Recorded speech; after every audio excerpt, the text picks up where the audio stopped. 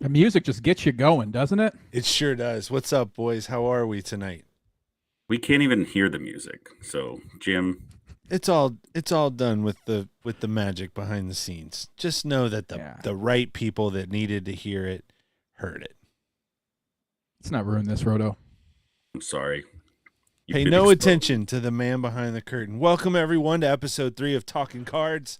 I am Josh Sneed. We are presented by Roto Breaks, a fantastic product in the breaking world that is evolving and it's the forefront of all the things that are fun and cool about cards and some really cool stuff coming down the pike, which we might get to hear about later tonight. I don't know. I don't want to speak for him, but the man behind Roto Breaks is right here in the middle.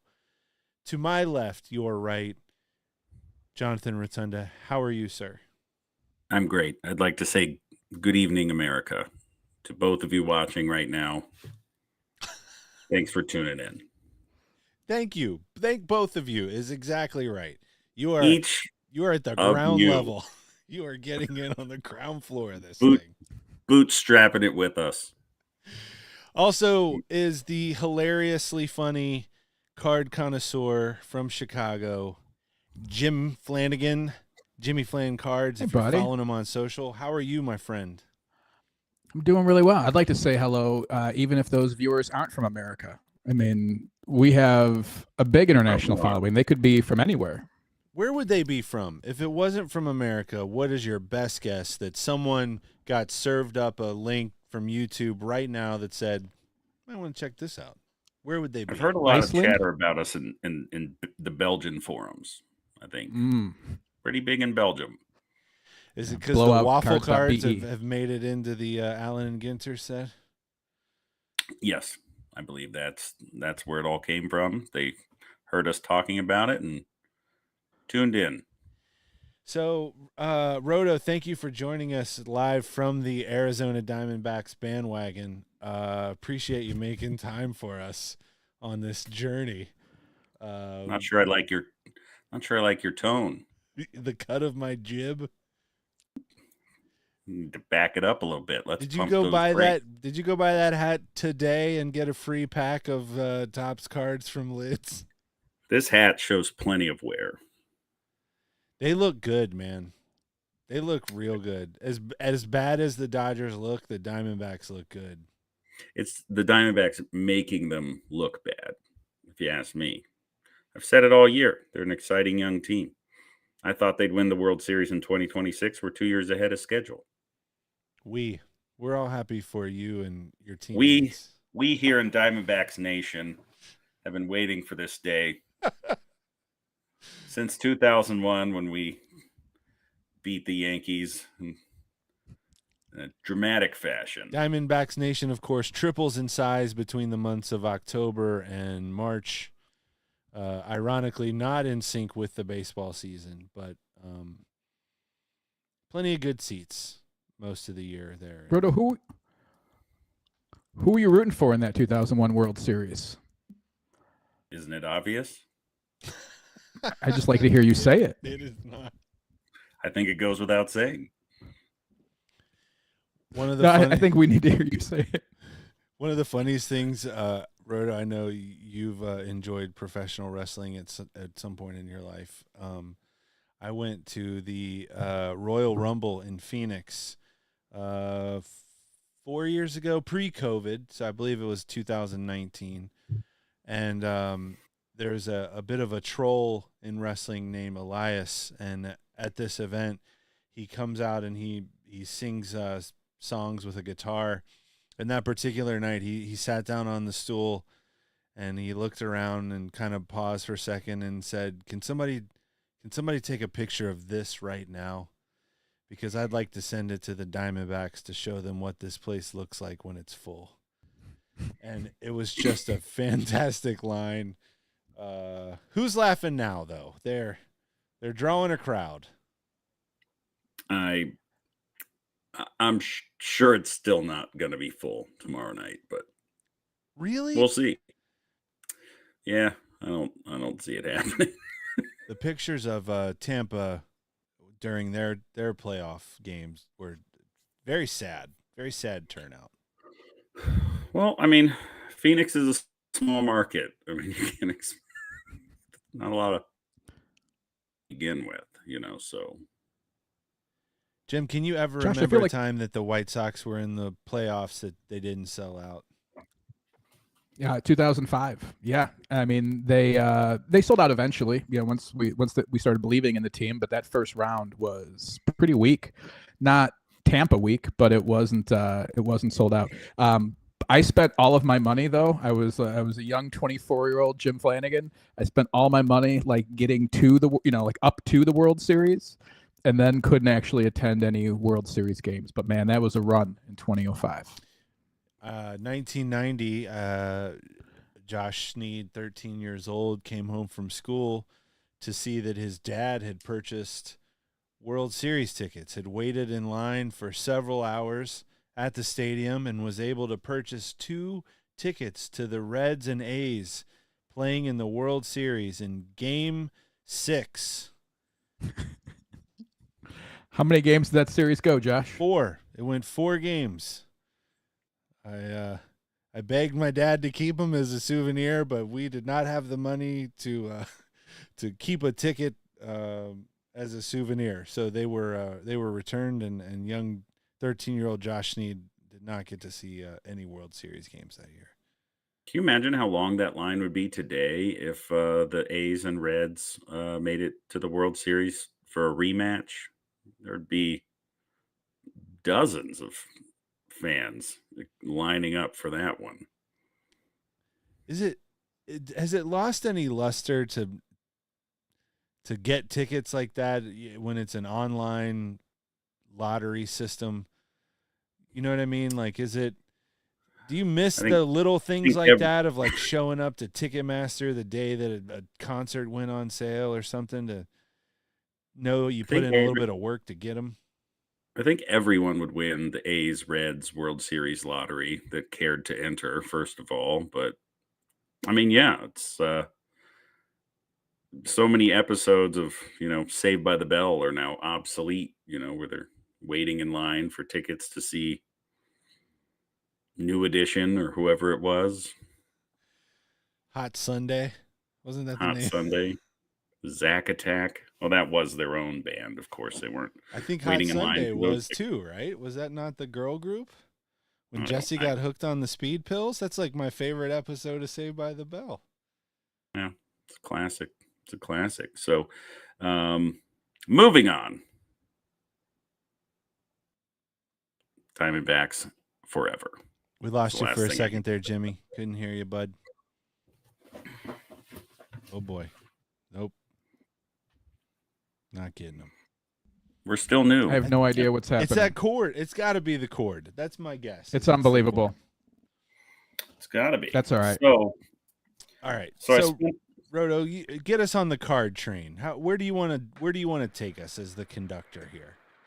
I spent the weekend, had a lovely weekend in San Diego at the Union Marketplace show in the Del Mar Fairgrounds, and lovely little show. It was very nice. So it ran Friday, Saturday, and Sunday, and I was there buying heavily, and it was a good show for buying. So picked up some really cool stuff. I'll show you here in a bit, but highly recommend the show if you're in the San Diego area. It's not a huge show, which was a nice change of pace. The past 2 shows I'd been to were Burbank and Anaheim, which was it was great. It was just humongous. Cool part about that, just fun fact, they're now going to do that yearly at the Anaheim Convention Center, so it's right across the street from Disneyland, which is pretty nice. And then of course the National was the show before that, which is large. Couple people. A few of you showed up for that, and that was good. So Union was a bit smaller, a bit more intimate, a little more of an intimate setting. So I like that. I like that a lot. So, Roto, how was traffic? In San Diego, At the booths, just driving around the city. What was it like? That's what our podcast is about. Yeah. I wasn't making a joke. I know, that's what makes it so funny. That's why it's great. Truly just forgot what we were doing here. It was good. So we did have a booth, but which was good. So we got some walk up action. We were primarily buying. I wasn't really selling anything other than some supplies. We have a bit of a partnership with Platinum Protectors.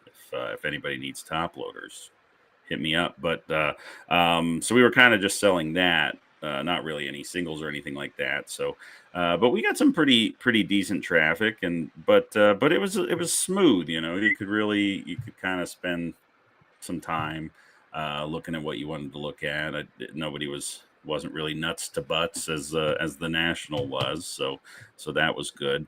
But it was nice attendance, definitely. But like I said, a nice change of pace. There wasn't so many people there, and I got some cool stuff. A lot of Padres for sale. A lot of Padres.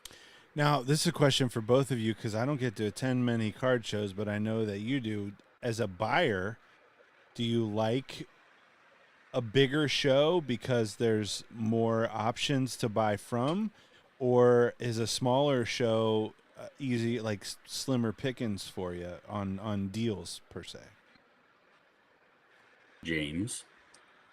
I love like I went to a show this weekend. It was called the Chicago Sports Elite. It was a 3-day show. I only got to go Saturday, and it was busy, but it was a lot of autograph signers as well. And they had some big names. They had Justin Fields, DJ Moore. They had Marcus Allen. So there was like a lot going on that wasn't just sports card related. Justin Fields was there.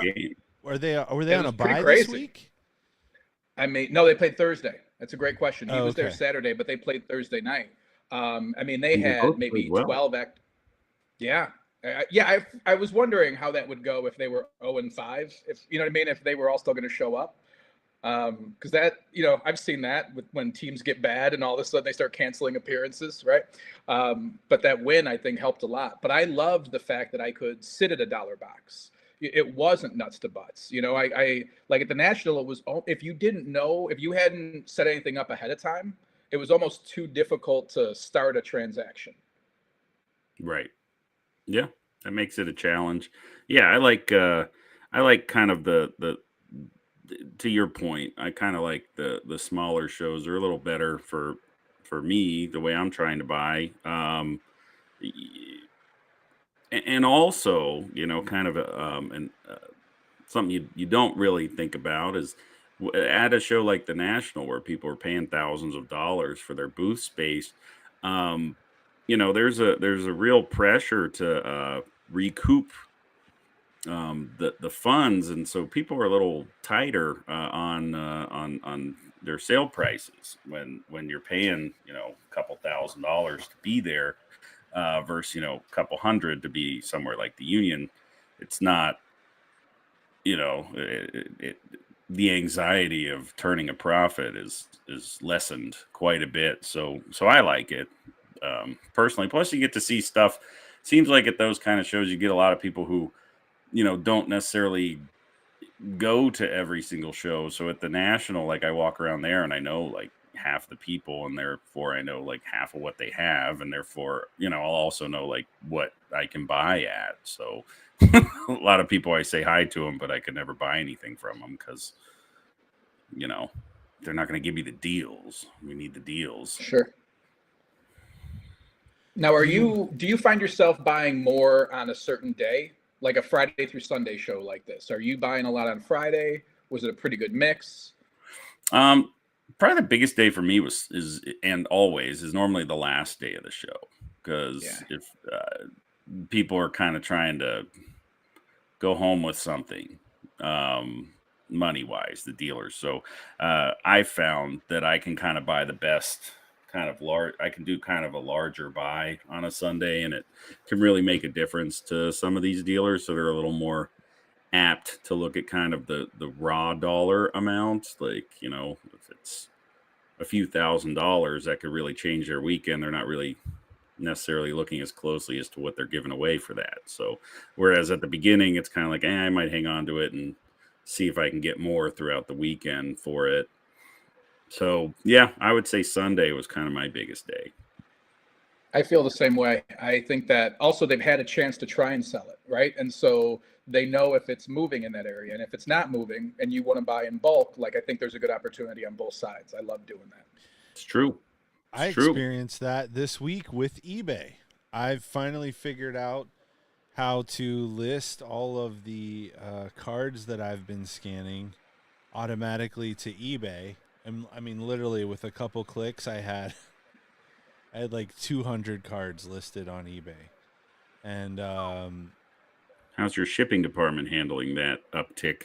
Yeah, man, I've had a decent, it's been nice to see, like what I maybe have priced correctly or even maybe underpriced a little bit based on how quickly it got snatched up, because I this was my first time like really comping a lot of cards, and so I tried to pick a price that I thought was fair, but maybe a little bit on the higher side of a comp, so that there would be a little bit of wiggle room if there had to be. I'm doing my first card show as a vendor here in Cincinnati, November 10th and 11th. And so it was sort of an exercise to figure out what I would want for these cards, both for online sales as well as like if they don't sell between now and then, I have a good idea of what I would, ask for them at a live event. I've, like I said, I've not been to many card shows, but when I do, I find myself not having done enough homework when I'm even looking to buy to know like what a fair offer is, because I think the assumption certainly is that there's wiggle room on most of the stuff you see for sale at a card show, but there's that borderline of like being offensive with a lowball offer and then something that's kind of realistic. And I feel like you have to do as much homework as a buyer as you do when you're comping cards to sell. Yeah. Sometimes I feel like, sorry, Roto, as a small guy at a show for the first couple times, Josh, I feel like sometimes you even have to do more, because then at the end of the show, you get the other dealers coming up to you who, want to buy your whole dollar box at a discount. You know what I mean? Things of that nature. And so you've got like multiple, you've got every type of customer coming at you, like your first couple times at a table. It's a lot to learn. I love it. Well, do either of you want to come to Cincinnati November 10th and 11th and hang out with me and show me the ropes? I don't. Okay. I'll be in beautiful Las Vegas, but thank you. Well, let's move on then. Roto, what'd you buy? I'm glad you asked. I bought a lot. So we're really hurt how quickly you turned down my offer to come to Cincinnati, though. I'm not gonna lie. Well, I got the F1 race right after that. I'm not participating, just spectating. But I will be in Las Vegas just after you, nice. Jimmy. So just a little too much travel for me. Next year. I just immediately knew that it wasn't going to happen. So why pretend? Fair. We can move on. You don't have to keep answering. Straight shooter. So what did I buy? So I was on the hunt for a few things. We got a few new products coming out. So that's kind of I was doing some targeted buying for those products, which went well. I found that it was good for me to kind of have a plan, which I usually don't when I go to the show, but this time I did, and so I was able to, I think, make efficient use of my time. But so we got some baseball and some football. One that was kind of just. Do you want to tell people what you are buying for yet, or will that come later? Sure, I could tell you. Okay. So we've got we're making a new baseball product, which is going to be opened by AJ on loop, and then of course the Aria box, which will be open primarily on loop, and then we're doing our new football series, which I'm pretty excited about, and we'll get to that in a second. But for the baseball stuff, first and foremost, I thought this was a timely buy. Got just a little Brooks Robinson, R.I.P. in person auto on a 1969 Sporting News All-Star card.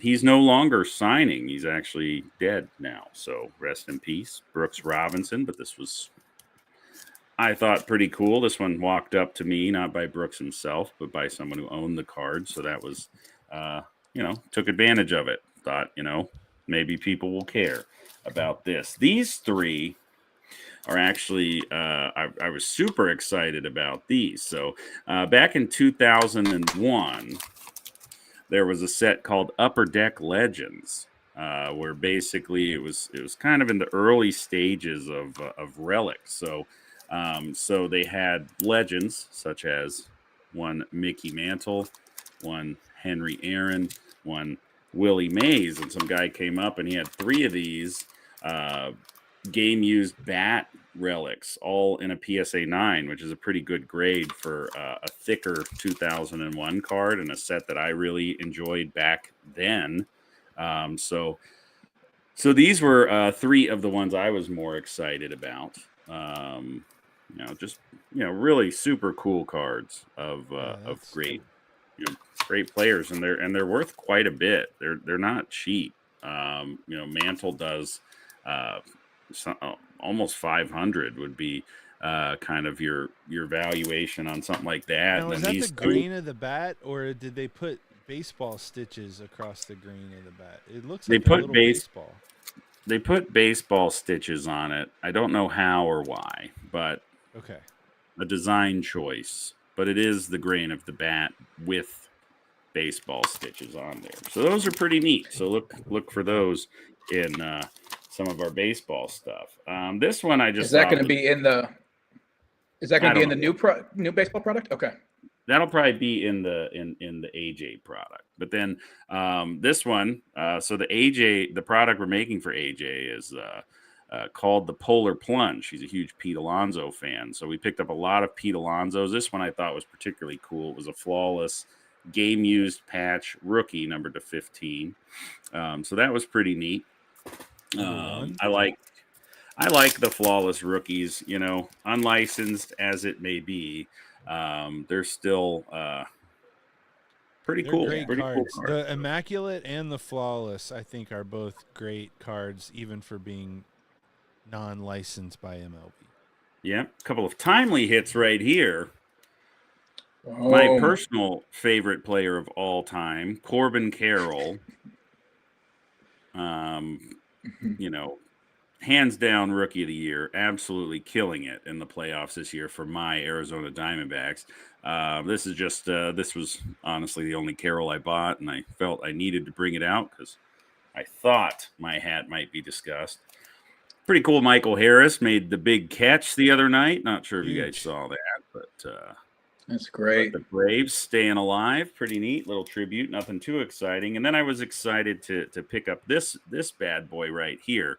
This is a Bryce Harper purple auto from my favorite set, probably ever. 2016 Topps the Mint, which was ahead of its time. Ahead of its time. So 2016 Topps the Mint. Bryce Harper was a redemption at that time, back in his Nationals uni. So it's numbered to 55. There's probably significantly less of them out there. Not a tremendously expensive card. The cards don't sell that well for what at the time was probably the highest end product made of baseball. Featured probably the coolest card from a baseball set that I can remember. The Sylvester Stallone on-card auto of Rocky Balboa. You could hit, and basically every case would either kind of have a Balboa or a Vin Scully redemption. So it was like one of those two. Man, pretty much in every case. It's probably my biggest maybe my only regret of cards that I've sold was my Sylvester Stallone numbered to 25 I had. And I sold it There's for some like, really interesting. yeah, 2016 What'd you to sell it mint. for? I probably sold it for $250 back when that meant something. Man, I love this set. I've never seen this before. This is really, really cool. It's a stunning set. If you're looking for something to collect, just, Trout had autos in there. I believe Altuve, Tim Bregman. Robbins. Oh yeah, Tim Robbins as Nuke LaLoosh. Man, That's awesome. But yeah, that 2016 is mint. really We cool. could do a whole episode of that. It's just a great set, and so whenever I see that they didn't make too much of it. It came in like a velvet pouch. This set, so you got like it was kind of like in one of those cardboard NT style boxes, and then that was inside a velvet pouch, a velvet sheath, and then that was within another box, which was high quality cardboard.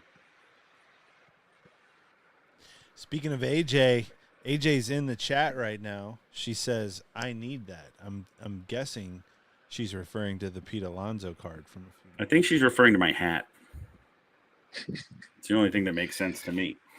Can we go into your rankings real quick, Roto? If Corbin Carroll is your favorite player of all time, I just want to hear, where does Don Mattingly rank then? Beneath, let's see, it'd be like Carroll, Luis Gonzalez, Randy Johnson, Miguel Montero. Yeah. Early Matt Paul Williams. Goldschmidt, Matt Williams, Mark Grace. Mark Grace, Other other members of the 2001 Diamondbacks Kurt team. Schilling. Sure. Kurt Schilling, for sure. Young Kim. Of course. But he's kind of far down. I mean, Ketel Marte, of course, ranks above Mattingly or any member of that team for sure. Christian Walker, Geraldo Perdomo, Jordan Lawler, all my guys, Zach Gallen. Thank you. Yeah, those are my guys. So, and then the other product I was buying for, which I'm really excited about, we're making a product called Quarterbacks. I'm going to let you in on a little secret about that. Every card in it is going to be of a quarterback. Wow. Love the name. I see what you did. The aptly named Quarterbacks, Series 1. We're going to change the name for Series 2, which would then, I guess, make it that name Series 1, but I'm going to keep that under wraps. That name was come up with after we'd already printed the labeling for Quarterbacks. So, AJ be did long clarify snappers. that it's not the hat she said she wants. oh, well, then who knows? But so Quarterbacks, here's some cool ones that I got for the Quarterbacks series. This one, I'm excited that we can now start including things like this. So this is Caleb Williams out of Immaculate. So Heisman Trophy favorite, I would say. Again, Caleb Williams. So we're going to have that. It's kind of nice to put it in a series like what we're doing, which is going to be sold as individual boxes because he's not a member of a team. So, pretty nice. We got Caleb Williams, was pretty cool. We got the Sheriff, little Peyton Manning on card. A hefty helping of Peyton Manning. I just thought this one was super cool. Thought the image on that one was pretty nice. Yeah. Our man Jalen Hurts from your Philadelphia Eagles. Do you have the other Peyton Manning card that goes above it that has the rest of his forehead? So that it's like a 2-card set. That's like it's kind of like the people try to piece the patch together. We do Peyton Manning's always even numbered set for that reason. These are pretty cool. There's a lot of these floating around out there. the paint pen. yeah, Justin Herbert signed a ton of these. Well, not a ton, but he signed some number of these. And then some of them he just signed his name, and then some of them he signed with a little ROI inscription on there, which gives it a little bit of a premium. It's pretty cool. So we got a couple of these bad boys, which will work in there. This card was, I thought, super cool. It's from Immaculate. It's a Brady Mahomes dual game worn patch card, which, believe it or not, these, like a card like this, I mean, that's like a $450 card, because I mean, just the game worn stuff going away makes these things sell really well. So pretty cool card of two of the best to ever do it. Mac Jones and Alex Thomas. That's nice. Yeah, that's right. We got a little kaboom of Aaron Rodgers. May he rest in peace. But pretty cool. Love kabooms. We got a handful of kabooms in downtowns that'll be in there. Another Mahomes, pretty neat little true gem rookie going in there. The hottest quarterback in all the land, Tua Tagovailoa. I heard that the nickname for the Dolphins offense is the Tuicide Squad, and it might be the best pun I've heard in quite some time. The Tuicide Squad. You'll like this one. It's pretty cool. Little limited RPA of Joe Shiesty. That's out of 35. A little 3-color. That's going in there. I need to know what box that one's going into. Yeah, and then there's lots of Burrow, and then the Brady rookie. We got it in an 8.5, which kind of worked at our price point. But the Bowman Brady. So those are a handful of what we picked up at the Del Mar show. So there was lots of quality to be had, and a good helping of what we needed. So I'm pretty excited. I spent quite a bit of money on cards to give to the people. So I'm excited about what we're making there. But those were some of my favorite pickups. What was, what were your guys' favorite cards of what I got? I love those mint cards. The Topps 2016 mint. I made a believer out of you, huh? Little Bryce Harper. Yeah, and just like a set like that, I've never just had any experience with before. Like finding something like that is always cool, right? And they look great. I mean, I'm looking at that Nuke card is incredible. I love them. Yeah, see, made a believer out of you. I think the Joe Burrow is the obvious personal favorite for me. Outside of that, I don't know. The Michael Harris card is very cool. I'm going through a bit of a conundrum. I'd love to get your guys' thoughts on it right now. When you have a guy like Michael Harris, and we've talked about on the last episode, the same thing happened with J-Rod. The guy had an amazing year last year, rookie of the year, ton of hype coming in, got off to a slow start. And then now, like, everybody's talking about him again because he picked it up. And then that catch last night. Is he a guy? Is Corbin Carroll a guy? Do you sell now if you got a good card? Or are they, like, that special that you might want to wait and see? I think when you're talking about a transcendent talent on an iconic team like Corbin Carroll, that's just a card that you hang on to for a lifetime with no threat of diminished value at any point. Carroll, I just think that's kind of your blue chip, it's your blue chip. But Harris, I don't know that now is the time to sell. I would say that now is a better time to buy with the values depressed, and I don't know if the Braves are going to make it happen this year. So, it's kind of, I don't see a huge push coming for them. I mean, they got to go through the Diamondbacks, of course, huge roadblock. Juggernauts. Huge. The light at the end of the Braves tunnel is a Diamondback-sized train. I think it depends on how deep their run is, right? I mean, if they can make it to the World Series, I think there is a chance that Michael Harris card hits a level that you'd be able to buy it back at cheaper in the offseason.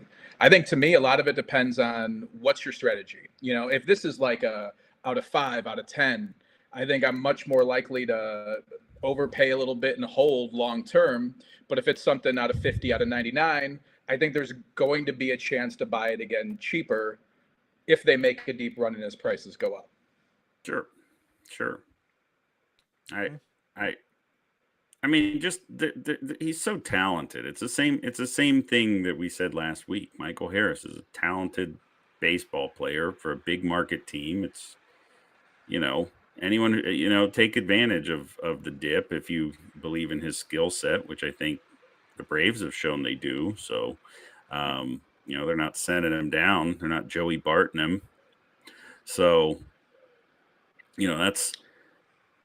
and Carroll, I think, in all seriousness, I do think that Carroll is absolutely a special talent. I mean, yeah, I agree.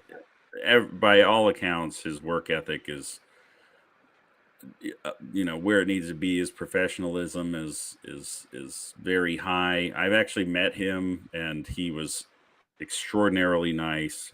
Just a good head on his shoulders for as young as he was. And I mean, he just does everything. I mean, he's like OPSing like 1.6 or something in the playoffs. He's got home runs. He's doing it all. He's gonna win the Rookie of the Year. Period. I mean, I don't think he even has any competition. I think Corbin Carroll, future Yankee great Corbin Carroll, is a great investment right now. I mean, there he is. There it is.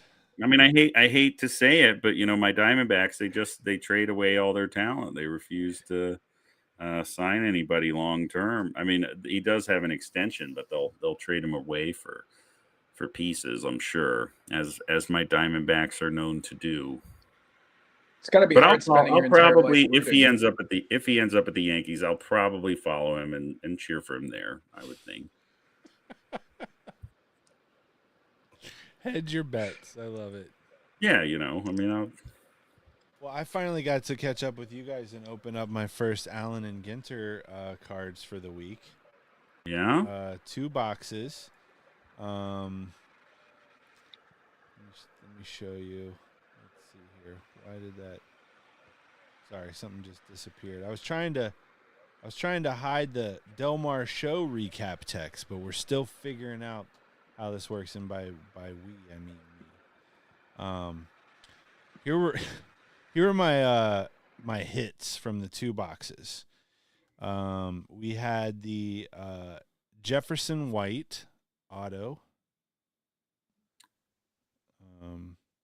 That guy. I couldn't tell you what he does. He's an author. Is that right? Who knows? We had a Dustin Pedroia relic. He lives near me. He lives here. Dustin does? Yeah. And then I got blessed with this guy in the same box. Tom Sandoval. Vanderpump. Subject of heavy controversy lately. Look, so we got the auto. Sandoval. Yeah, we got the auto and the relic, which features a little bit of sequence on there. Okay. It's a 2-color patch. What could that possibly be? But I looked on, of course, I was immediately enamored by the fact that there were tiny diamonds on this relic, or I'm sure they're not diamonds. But I went to eBay, and the pieces of relic with the little sequence on them are selling much better than the ones that are just the plain black. So there are variations of his relic out there, which I thought was very interesting. I wonder if that's just based on the value of the crystals. Yes. That is $20 worth of sequins just in that little circle. I don't think those are actually sequins. I think those are rhinestones. What if they were like? What if this was his whole thing was like getting rid of his diamonds on these cards. Just Laundering. And slowly. then he'll go buy them up for $25 a piece on eBay. Only he knows. Only he knows that. It was like a Banksy story. Did you see that Banksy documentary on HBO? He painted a bunch of paintings and then had a guy on the street selling them at a table, and they were selling them for like $50 to just passersby, and then it ended up being that they were actual Banksy paintings. He's a clever boy. So fun. Have you guys watched the Beckham documentary? No, but I saw 2 different people today post about it. Yeah. I'm through 2 episodes. It's give it a watch.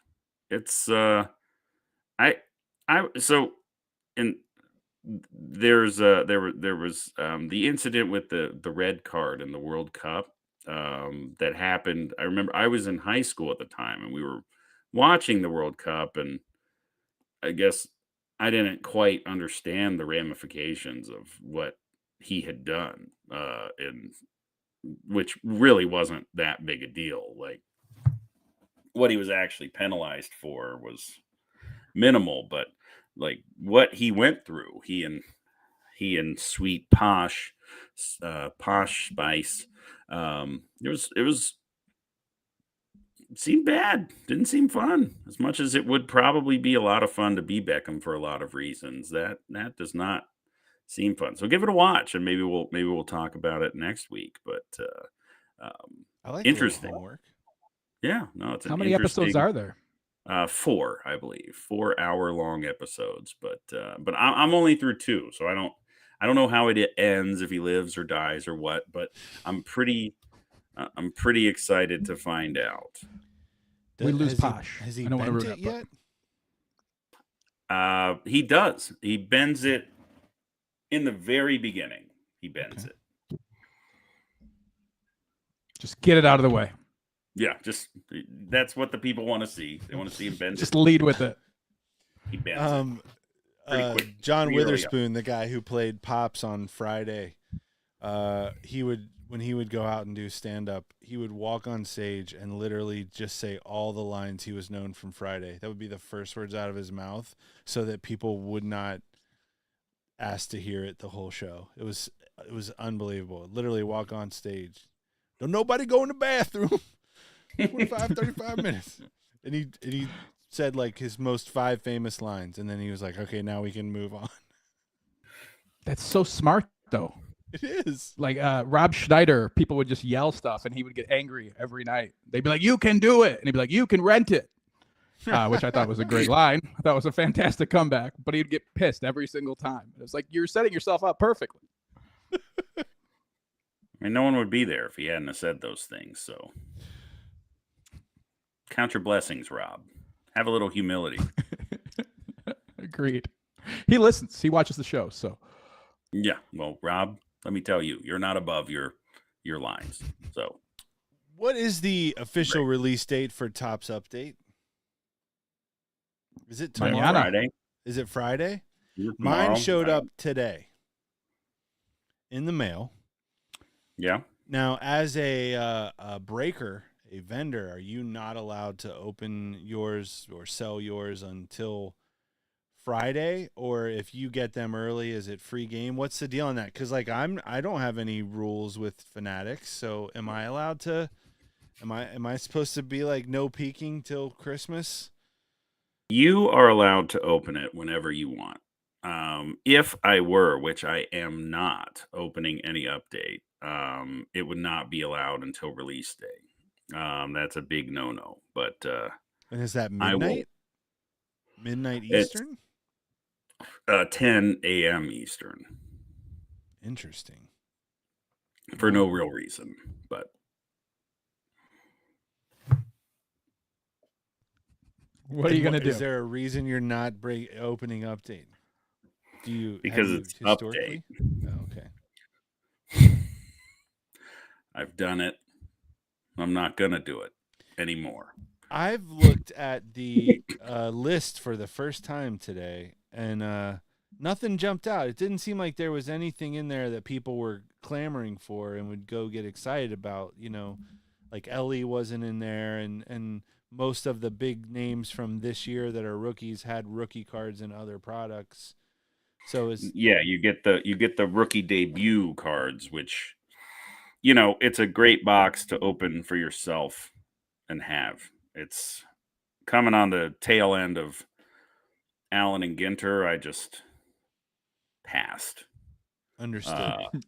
I don't discourage you from buying one box for yourself and opening it and enjoying that, and making a memory and creating some clutter. But beyond that, you do not look for any breaks of update from me or Noted. my associates. Last year, I felt like we got pretty lucky last year with some decent rookies in update. Is that more the exception or the rule? That is, it's about 50-50, I would say. You get you get some surprises like in 2018, for instance, with like the Soto in there, and the Acuna variations and stuff. But yeah, I mean, I would say but even those have come back down to earth. It's not really 20. The update is what it is becoming again, what it should be, which is a product for collectors to collect and open for themselves. There's no reason that breakers should be breaking update. There's just literally no reason that should be happening. And I'm taking a stand on this product and just not. I love this. I love that. You heard it here first. It's not expensive, or it shouldn't be expensive. I mean, it's probably priced higher than it should be, but it's not an expensive box for someone to buy a box or even go get a few packs of it for themselves. They'll have blasters at Walmart and Target if it's cost prohibitive to get a hobby box and you just want the cards. You can get hanger packs of it. It's a low entry point. It's just you're not gonna make a lot of money off of update, no matter who you are. Well, one company will, but aside from that, no matter who you are, you're not going to make a lot of money from update. So just buy a box, open it for yourself, enjoy it. Don't go buy into a bunch of update breaks and watch them. I mean, you do something else with your time. Start a business. Start listing some cards on eBay. Do something else. That's my plea to you. Hang on to a few bucks. Save it for Stadium Club when it comes out eventually. Yeah, I saw that got pushed back to January. Yeah, buy a Roto box. Get something. but no, one of them quarterbacks. Quarterbacks. Get a quarterback, guaranteed quarterback in every box. May not be a great quarterback, but it's a quarterback nonetheless. We tried to keep them pretty relevant. So, but yeah, like no, you'll have to go ahead. It's like low floor on that. Is someone get like a Jake Fromm? I mean, no, there's no Jake Fromms. Ian pretty Book. much no Ian Books. I couldn't part with any of those. No Sam Hartmans either. We don't have to talk about it. It's just going to make both of us upset. I'm already upset just thinking about it. But no, it's it's starting and legendary quarterbacks, or there's a few like Trey Lance type of guys in there who maybe the story's not fully written on someone like him, but primarily starters. 0 Zach Wilsons. 0. Not a 1. It's my guy to buy. Hey, he played great against the Chiefs. They got the big win, against the probably third worst team in football, but set them apart a little bit. How bad is that Sean Payton quote looking now? Man, just trashing Hackett and then going and losing to them and then them giving Hackett the game ball. I mean, it is rough going in Denver right now. Sean Payton needs to go. I saw Salah said in the handshake, "Stay humble." Did you see that? The beautiful. audio, the mic was hot. Stay humble. Stay humble. Stay humble. Super Bowl winning coach. Yeah. So I told you guys this offline this week. I was able to snag a couple Bob Ross boxes, so I'm looking forward to those showing up, and maybe we'll even rip one here on the podcast. That'd be kind of fun, right? I'm going to have to look deep inside my moral compass to see if we should allow that. This does feel counter to your stand on update.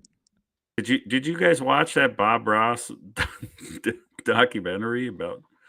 No. How Now, how many documentaries are you giving me for homework in one episode? This is not homework. This is extra credit, but just Do see myself who you a favor. Just look who you're supporting. You just look who you're supporting. His family's not involved, right? Is that what it is? It's his family's not involved. It's a money grab. Okay. A shocking money grab on the part of all look parties. Further into it, and worst case scenario, we resell the boxes for double what I paid for them. There you go. I like to hear that. Now you're talking. All right. Well, we're about to wind down. What's coming up for the two of you, Roto? For me, look, right now we're in the building stages of the new RotoBox products that are going to be hitting the streets in the next week or so. That's pretty much what's keeping me busy. Just there's no, obviously cheering on my Diamondbacks to World Series victory over the Orioles. Looking forward to that. But other than that, just keep your hopefully next Tuesday we've got some news as far as release dates and stuff for what we're making. Jim, I love that. I'm holding off on update. I don't think I think you've convinced me. I really am. I think it's it's something I normally at least get a box or two of, but I think I'm going to be holding off. I told you to get a box for yourself. Maybe a box, that's fair, but it's not something I need to be ripping very much of. I like that. I'm local for about a week. I just had a set come out today on Nate Bargatze's channel. Can I plug that real quick? Yeah, please do. It was really fun to do on Nate Bargatze's new YouTube page for his Nateland Entertainment. So check that out. It was really fun. And then I'm going to be in Nashville later this month, and then starting out November in Vegas. I'm looking forward to hitting both of those scenes card shops. I think there's a lot going on in Nashville right now, and some great shops. I know I love Legends out in Vegas as well. So I'm really looking forward to hitting the ground out there and seeing what the shops are like. Awesome. I will be performing in Atlanta this weekend at the Punchline, headlining on Friday and Saturday, October 13th and 14th. So if you're in or around the Atlanta area, please come out and see the show. Would love to have you come say hi. And then couple local gigs before a big show at the Funny Bone here in Cincinnati night before Thanksgiving. Tickets are on sale for that now. God bless. I love it. Did you know that there's a big super card store opening in Atlanta? Did you guys see that news? No. Sports Card Investor and a couple of others are opening a new shop in Atlanta coming up soon. I don't think it'll be open yet, but interesting news. Plenty of time to talk about that as more details are revealed from the man himself. Not me. I was waiting for a piece of juicy gossip, but I thought Roto was in on this. Gonna leave us hanging there. Okay. I was not invited to be a part, but who knows? Maybe I can buy something there. I don't know. Something to look forward to. Also, a plug. Hopefully talk to everybody listening before then. But if you're around Cincinnati area, that second week in November, the 10th and 11th, all the card fans come out to the card show at the downtown Cincinnati Convention Center. It's kind of like what you were talking about, Jimmy. It's a lot of autograph signing, and then also vendors. It's presented by a guy who does like autograph signing events, and then co-sponsored by the local card shop here. So should be a nice turnout. They got some really good Reds, Bengals, FC Cincinnati players signed up, but I'm stoked, man. I can't wait. I can't wait to have my heart broken by. Not going to be able to make it, but I hope you have a great time. Formula One, I get it. That's cool. You're going to that. I saw them building the track for that last time I was there. Yep. Or the grandstands, I guess the track's already built. Streets. Well, I mean, they have to kind of build the. I was told that part of the deal is they have to pave the streets before, like pave everything before the race, and then they'll have to pave it again after the race because it'll be torn up so bad. Good for the city. Okay. All right. Well, appreciate the commentary on that. I gotta say, Josh, I'm excited that you're doing shows. I love when people start doing their first shows. I love that you're selling on eBay. You sent Roto and I a message just asking about bubble mailers, and I was like, "There's something going on in this dude's life right now." That is like which bubble mailers do I buy? What sizes? No, I've been there. Like it's a big moment. Well, until they showed up today, I was, for the 15 sales or whatever that I made, I was recycling old cardboard inserts and bubble wrap bags, and I really want to try to get my process down, like I'm sure you guys have. I've invested. You guys will appreciate this. I've invested in a painter's tape dispenser. That's a pro level move right there. Yeah. So I got the painter's tape. I got my hobby armor cards that arrived. This was recommended by Roto. So the hobby armor protecting whatever I'm shipping. I got my team bags. I got my slab bags. I'm set. How many bubble mailers did you buy? We'll do a whole segment on safe shipping next week. I would love that because your stuff arrives pristine, brother. I mean, there's a reason I have dozens of loyal customers. I think that shipping is one of the most important things that people don't talk enough about. I love that you were asking, and it's a big commitment. How many bubble mailers did you buy? I started off with 200. Okay. That's a good first order. And then all of a sudden it turns into 500 and then 1,000. Yeah. I'm pretty stocked up on supplies here. Now I just need the product to start moving. It'll come in due time. I feel like that's what happens though. You overbuy supplies and then you have to buy the stuff to sell to get rid of those supplies. I mean, it's a vicious cycle, but one that I'm super excited about. It's a little bit of a revolving door would certainly be nice on all this product because right now it's been a one-way entrance into the house. Welcome to the show.